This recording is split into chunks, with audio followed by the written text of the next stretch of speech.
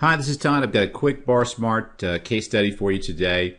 The question came in. I was doing an advisor call this morning. We had a group of financial advisors at a firm I work with, and we were one of the questions that came in was, should I refinance a client with only 5 years left on their current mortgage term? So let me show you what we did and how you could answer that question, and I'll show you the two scenarios that I shared with them. I called the client here, should I refi? They have $200,000 a year in gross annual income. They're in the 38% state and federal tax bracket. They have a mortgage right now, and let's kind of bring this up. So they've got a $500,000 home.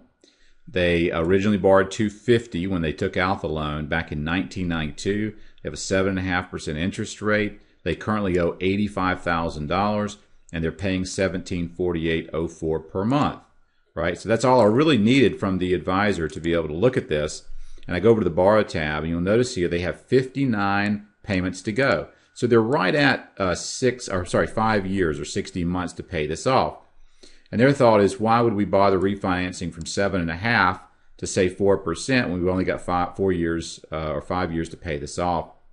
So the first thing I told the advisor is that if their time frame is 5 years, then you want to look at a 5-year ARM, because that's going to allow me to get down to a 2.75% interest rate.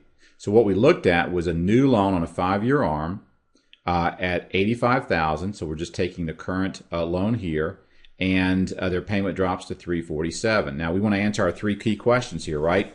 First question is closing cost impact. Does this make sense now for this particular client? So I can come up here very easily. I'm going to take this to I'll just leave this $87,500. And that now shows me what? That my loan amount is going to be enough to cover my closing costs, which they estimated at $2,500 to do this transaction. So can I afford it? Sure. There's no out-of-pocket expense to do this. Second question is, on a monthly basis, does this make sense? Well, it does, because your $1,748 payment's dropping down to $357. So you got a $1,391 a month difference in cash flow. But that's still not the question they're asking. They only have 5 years to go. Usually when you get under about 8 to 10 years, the benefit from refinancing drops dramatically unless there's a real big gap in the interest. So what we did here is we pulled this in and said, all right, you're spending $1,748 a month now. You're going to continue to spend how much? Not $357. You're going to continue to spend $1,748. The question is, if you keep spending $1,748 a month on a new mortgage, is this worth it for you? Because you're going to be debt-free in 5 years, right? We got 5 years, and the mortgage liabilities are 0 and 0. But you can see here, what is the wealth impact? It's $8,761. So whether or not this client decides to do this or not, what the advisor could do, and what I could do with the advisor in just a minute or two, this literally took less than 2 minutes for me to answer this question, is to show them that this is worth about $8,761. That's financial benefit to this client over 5 years. Now, I like to take that sometimes and I'll say, all right, we know you're spending the same amount each month, but you're better off by $8,761 divided by 60 months or 5 years. That's $146 a month. So if you had no out-of-pocket expense today and you could save $146 a month for the next 5 years, would you do it?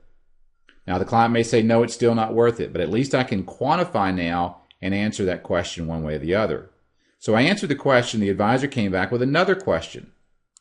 I'll put it over here in my notes section so I could remember it. He said, if they took advantage of low rates and borrowed $250,000 to increase their savings for retirement, assuming they earn 6%, what would that look like? So again, to show you how cool this is, I can go through and I answered one question right here by showing a new 5-year ARM and showing what that would save them. Now, to answer the second question, I just simply expanded this by clicking Duplicate New Loan on a 5-year ARM. I changed the product to a 30-year fixed, changed the loan amount to $250,000, and changed the pre-tax rate to 4% for the borrowing. And you'll notice here, I've got to still deal with my closing costs. All right, I've got that covered because I've got $250,000, so I'm going to more than have enough money to cover my $2,500 in closing costs. That's going to leave me $162,500. How about cash flow wise? My payment is still going to go down by $554 a month because my new payment is going to be $1,194. My old payment is $1,758. But see, I still haven't answered the critical question. And what's cool about this, I've got to answer all three of these questions, but I've got to answer this last question. Can I afford it? Sure, you're going to walk away with $162,500. Can I afford the monthly? Absolutely. You still have an extra $554 a month. Financially, does this make sense for me? Now remember, they're no longer focused on prepaying the mortgage, because if they were going to do that and we left it on repaying, as you can see here, I'm still going to be debt-free in about 56 months. I'm still a little better off, but it makes no sense to take cash out of a house and then take that payment of $162,500 I just took out and make it a payment back into the mortgage. I would want to put that into, say, a savings account, and I have that going at 6%, which is the target rate the advisor gave me in this example. Now, if I go out 5 years, 16,356 versus 27,418, because the return on the investment account is higher than the mortgage, there's going to be a positive lift. But again, this isn't a 5-year time frame.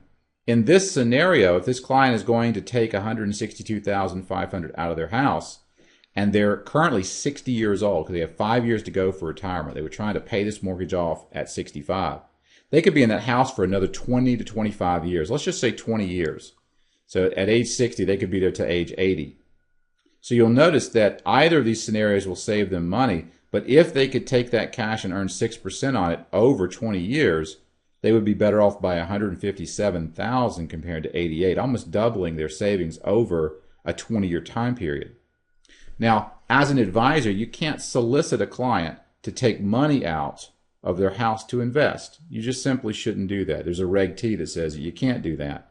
But clients often come to us, and they'll come to you with questions saying, what would that look like? And what I simply wanted to be able to do was to provide that answer. So first I was able to answer the first question on a repaying basis. In 5 years, they were going to save about $8,000. Or if they took the cash out and went out about 20 years at a 6% return, they were better off by about $157,000. That gave the advisor what he needed to be able to have a conversation with his client and help them look at the options that they were considering.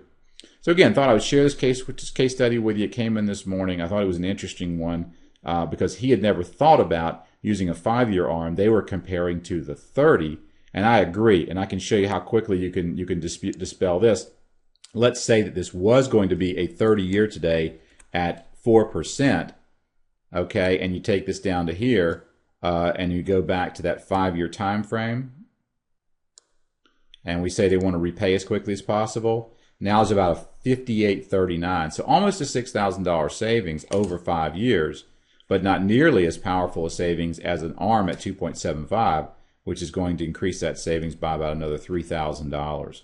So why pay for interest over 30 years when you're only going to be, paying the note off in 5 years anyway? Use a shorter term ARM. Hope this helps, and I wish you the best.